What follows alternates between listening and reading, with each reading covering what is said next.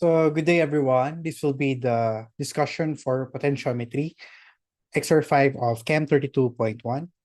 So, for the learning objective of this exercise, first, you must be able to determine the progress of a weak acid strong base titration by using a pH meter.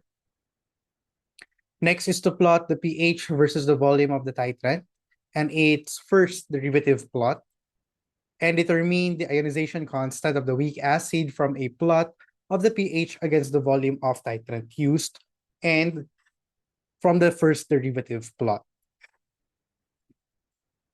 Okay, so sa potentiometry, ang principle behind this technique is the electrochemistry.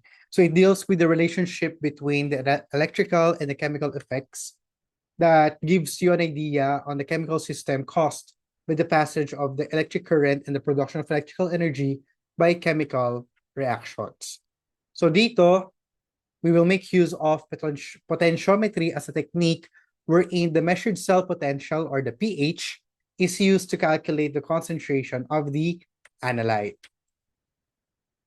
So sa potentiometric titration, para lang din siyang acid base na gumagamit ng indicator. Pero instead of using an indicator, we make use of an instrument in the form of pH meter. Okay? A titration in which the equivalence point is determined by the measurement of electrode potential, or the pH, versus the equivalent of the titrant. So the specificity of the potentiometric titration depends on the titration reaction and not on the electrode responses. So ito yung ating typical na potentiometric titration setup. Okay? So sa atin naman, magkasama na yung mga indicator natin tsaka yung saturated calomel electrode sa isa, so that serves as the pH meter. So in potentiometric titration, we can determine the ionization constant from the titration curve. So the ionization constant can be determined as the pKa of the half equivalence point. So suppose ang ating equivalence or endpoint is found at 50 ml. So yung half ng acting equivalence point, yung volume nun, it corresponds to 25, at kung naman yung pH at 25, that gives you an idea of the pKa of the acid. And from pKa, we can calculate for the Ka as the antilog of the negative pKa. Okay, so saan ba galing itong equation na ito? Ito ay galing sa Henderson-Hasselbalch equation. Okay? So sabi daw, di ba, ang ating ionization expression is if we have HA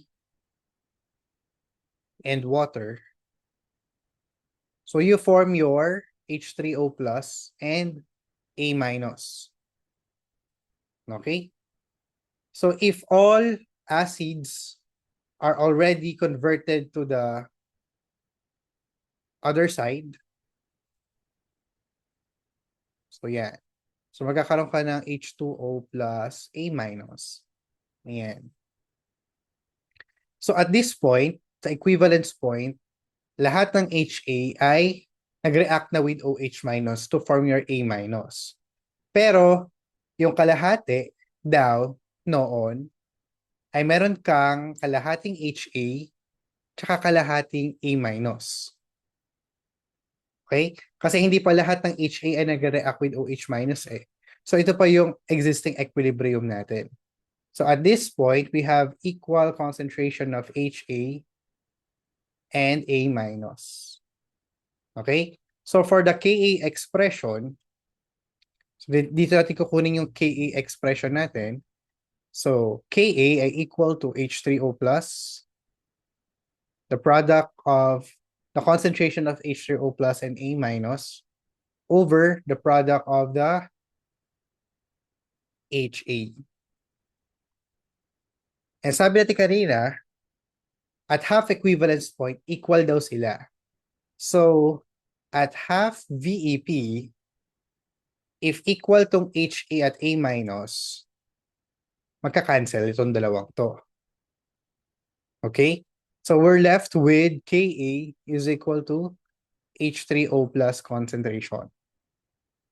And from this information, if we get the negative log of both sides, ayan, kung natin yung negative log ng both sides. So negative log ng Ka is pKa, at the negative log ng H3O plus is pH. So ibig sabihin, kung naman yung pH at half equivalence point, that corresponds to the pKa. And to get the Ka from pKa is just the antilog of the negative pKa. Okay? So ang importante dito is yung volume ng half equivalence point. Okay? So ngayon, it only works if you only have a monoprotic acid. So ito yung nagiging neutralization reaction natin. Okay? So ito yung pinakita ko kanina. So what if meron tayong polyprotic acid? So sa polyprotic acid, suppose we have a triprotic acid. So yung triprotic acid, it will donate one of its proton to water to form the hydronium ion. And the H2A minus will donate its proton to H2O to form your hydronium ion and the Ha2 minus. And lastly, the Ha2 minus, since meron pa siyang isang proton, it will react with your water to form the hydronium ion and the A3 minus in equilibrium. So meron tayong tatlong Ka. So we have the Ka1 for this one, we have the Ka2 for this one, and we have the Ka3 for this one. So yung Ka2 natin ay magiging, ano lang to, Ha2 minus, concentration ng H3O plus over H2A minus, and so on. Ganon din mangyayari kay Ka3. So yung ating neutralization reaction, what happens is, if we add 10 ml, for example, of the acid, or of the base rather, so aakyat yung pH natin, tapos yung half equivalence point natin, that corresponds to the pKa 1. Okay? So kung naman yung pH dito, yun yung pKa 1 natin. Next naman is, there will come a point na may steep slope tayo, tapos pagpaplato yan, then there will be another steep slope. Then we get the midpoint of VEP1 and VEP2 that corresponds to the half equivalence point for the Ka2. And kung naman yung pH dyan, that is serves as your pKa2. Next is, as you continuously add your standard base, yan. So the midpoint 3 between VEP2 and VEP3, kung naman yung pH dun sa midpoint na yon, that corresponds to pKa 3. Okay? So doon nagwo-work yung ating titration curve when we have a polyprotic weak acid. So yung 1 mole ng triprotic acid natin, it requires 3 moles of the OH minus for you to have that triprotic acid. So ganoon din yung approach kapag base naman yung meron tayo. So instead of a weak acid, we have a weak base. So as you can see, there is also a weak steep slope here. So that corresponds to the pK, since to ay pH, yan. So pKb naman yung makukuha natin dito. Okay? So the treatment of data is generally the same. However, keep in mind that you will be dealing with the Kb expression. So bakit Kb? Kasi weak base yung meron tayo. So yung NH3 natin, with water, you form NH4 plus and OH minus. So dun sa ating expression, na Kb expression, we have here the NH4 plus, OH minus over concentration of NH3. So ito yung meron ka, OH minus tsaka NH3. So yung makukuha mo dito is pKb. Pero kung ang question na hinahanap sa inyo is Ka, i-convert mo lang by means of this expression where Kw is equal to 10 raised to negative 14. Okay? So we have two techniques for the determination of the equivalence point. We have the eyeball estimate. So sa eyeball estimate, literally that you will just estimate it using your eyes. So visual depiction of the equivalence point. So for example here, mukha siyang 25. So ang VEP ko dito is 25 ml. Okay? So first derivative plot naman, we plot the ratio of the delta pH over delta V of the base versus the average volume of the titrant. Okay? Then, if you plot this data, you can get this type of graph. So dito, kita mo agad na meron kang peak.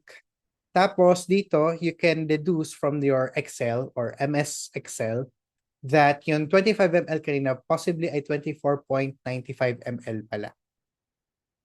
Okay? So mas accurate in a sense yung first derivative plot kaysa sa eyeball estimate. Kasi yung eyeball estimate, depending yon sa bias ng mismong analyst natin. Okay? So ito yung explanation natin why we get the first derivative plot. So mathematically, we can get the spike from the inflection point. So ganito lang yung pag-calculate natin. Suppose we have two data sets, so we get the difference. Di ba pag delta, it's just the difference ng final and initial. So we have the final pH minus initial pH. Ganon din sa delta V, final volume minus initial volume. So we get 0.155. Then yung average volume natin is 85 plus 86 microliter divided by 2. We have 85.5. So dito we have the X and Y. So ang X natin is yung average volume na 85.5.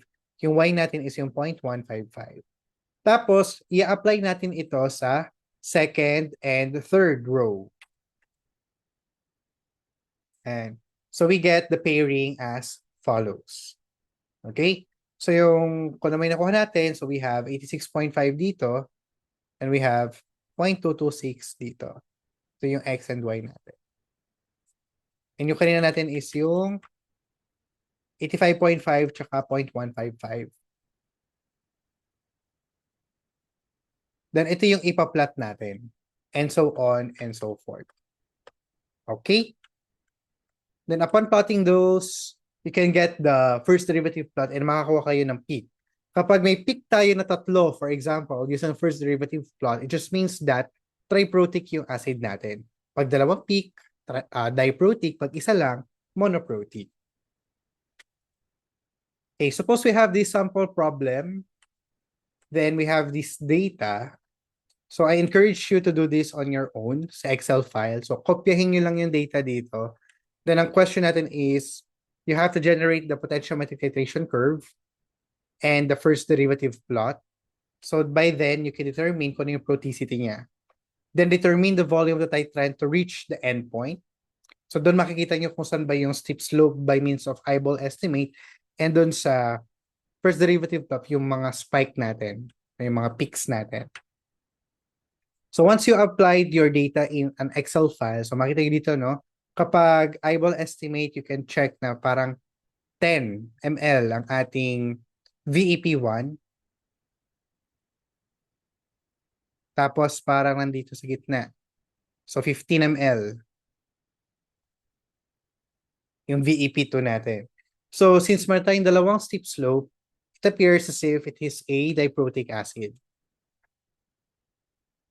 Tapos yung ating first derivative plot, once we applied it, malalaman natin na 9.9 pala ang VEP1 and 14.9 pala ang VEP2. Ito ay by means of the first derivative plot. Ayan.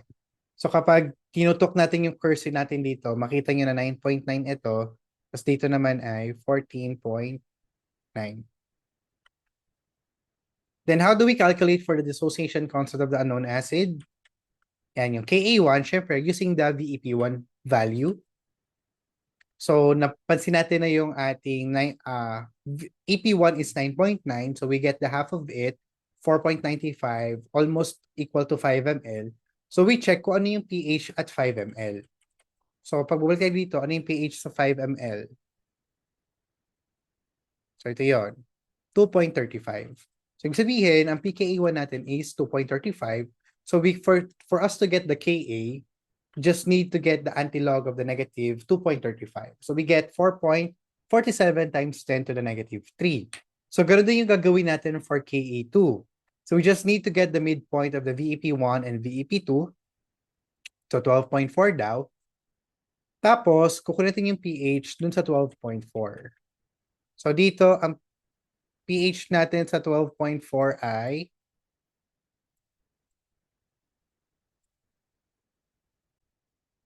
So ang pH natin sa 12.4 ay this one, 5.14. Yan.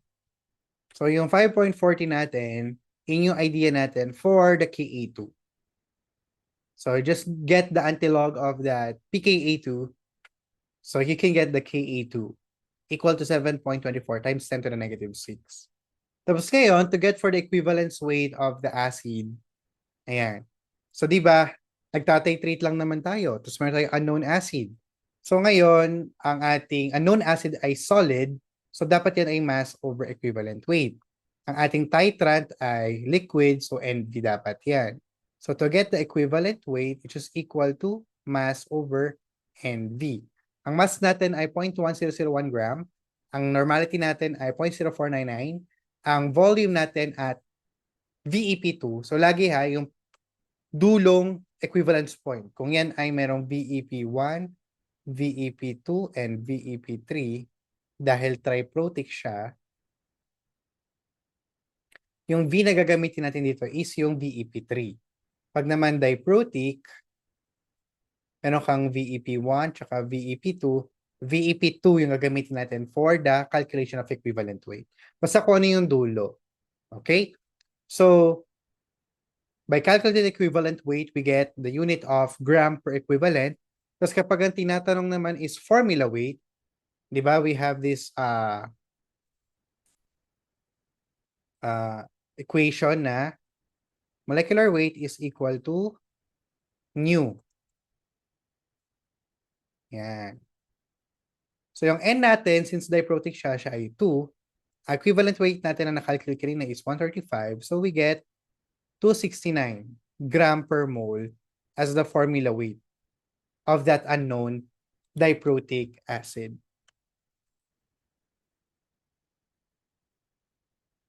Okay? So ideally, for any weak diprotic acid, and however, this is not the evident enough in the sample problem since ito ay experimental data. Okay? So I think this ends the presentation for potentiometric titration. So if you have any questions, you may raise it through our channels. So with that, I'll end the discussion now and thank you for listening.